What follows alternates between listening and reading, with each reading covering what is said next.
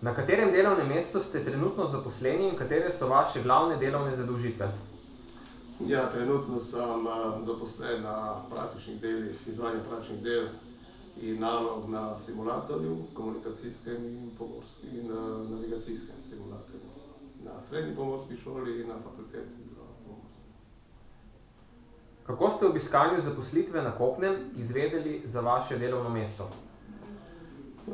Praktično mene so povabili na sodelovanje v šoli, jaz sem to sprejel, ker sem mislil, da je to, glede na to, da sem šel takrat tudi v penzijo, da je to en dober motiv zame, da svoje izkušnje in znanje probam čim bolj prenesti na mlajše generacije, skupaj v sinergiji z teorijo, ki jo tu pridobivajo. Kako dolgo ste že zaposleni na sedanjem delovnem mestu? Ali lahko na kratko opišete vašo karierno pot do danes? Na temu, kot inštruktor sem zaposlen zadnjih 5 let, ko sem v penziji. Drugače moja karijera je bila srednja pomorska šola, kadetura, 2 leti, potem se sicer zmanjšali na 1 leto, potem oficirski staž, fakulteta oziroma takrat je bila višja pomorska, potem so še delal do visoko in potem fakulteto, kapitanski izpit, potem sem bil zaposlen tudi na kopnem v pomorskem podjetju, potem smo bili poslani tudi na tehnična pomoč, razni superintendenti, superkarigi,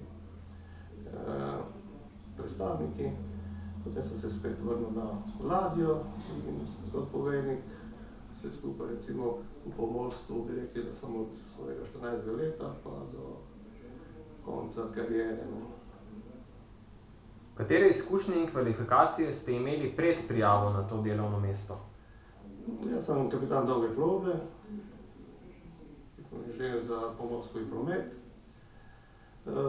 Razen tega imamo opravljenih 30 licenčnih izpitov in to bi bilo potrebno prav za naš poklic pomorstva.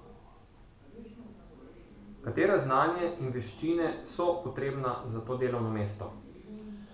Znanje in veščina za to delovno mesto sedanjega inštruktorja pa je, tako bom rekel, široko znanje potrebno, se pravi teoretično in praktično znanje, ker praktično znanje, ko ga izvajamo, izhaja iz teoretičnega znanja, se pravi dosti percepcije, usmerjanje študentov oziroma dijakov v probleme, kateri na prvi pogled niso prisotni, reševanje teh problemov, se pravi od samega začetka zaposlovanja ladje do končne predaje tovora oziroma izkrcaja potnikov.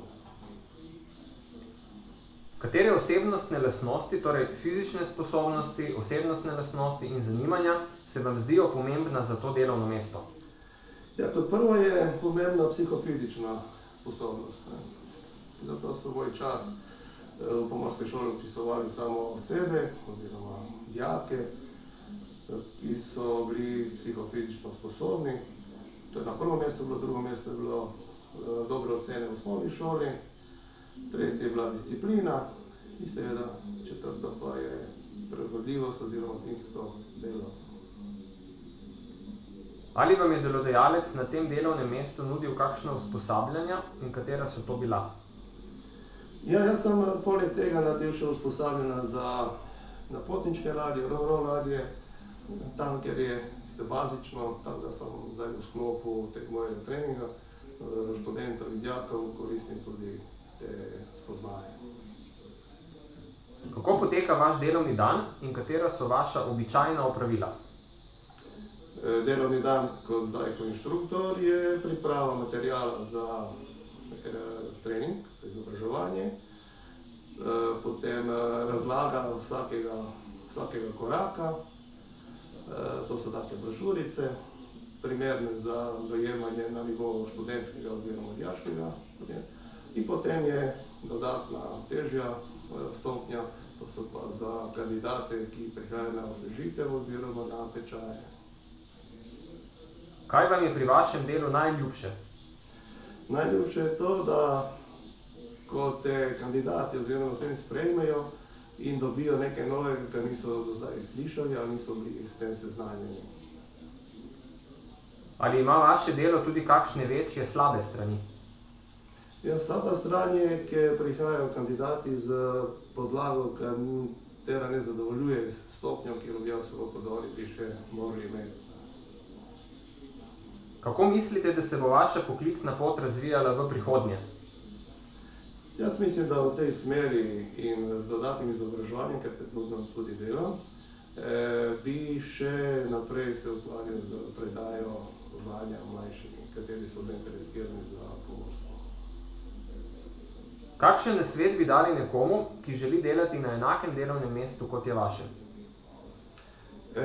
Če mislimo na inštruktorja, potem bi bilo dobro, da se ta oseba res izobražuje na ladji, se pravi prej, kot so navedel, stopnice, kadetura, 3. klasa, spet plovba, najmanj 2 leti, se pravi skupno 3 leta na ladji, potem vpis na fakulteto, za pomorstvo, in potem spet vrnitev na ladjo, čista povezava z morjem mora biti, in okoljem, ker zdaj pomorc ni samo, da pluje in vodi ladjo od ene točke A do točke B, ampak se veliko dogodkov dogaja na A do A in B, se pravi, govorimo danes o pomorščaku, menadžerju. To je tu zelo pomembno. In potem, ko bi recimo dosegel poklic poveljnika ladje in da to delo tudi upravlja, nekaj let, vsaj 10-15 let, potem bi jim priporočil, da lahko pristopi tudi izobraževanju na tem nivoju. Kakšen nasvet bi dali nekomu, ki se še odloča o svoji poklicni poti in razmišlja tudi o zaposlitvi na delovnem mestu, kot je vaše? Ja, tu moramo biti pa zelo previdni. In najboljše je dati nasvet, tako kot ga v javnosti tudi čaka. A to je psihofizična kontrola, zdravstvena kontrola, potem samo odločitev, ali komu prestane vse te kontrole zdravstvene in samokritičnost, ali je on sploh karakterno sposoben za na ladjo. In če on to potrdi, da bi se res počutil za to, potem bi mu rekel, potem si ti sposoben za na ladjo. In skozi študij seveda bo on ugotavljal te svoje kapacitete, ali jih bo dosegel. V glavno prvi koraki so psihofizični motivirani.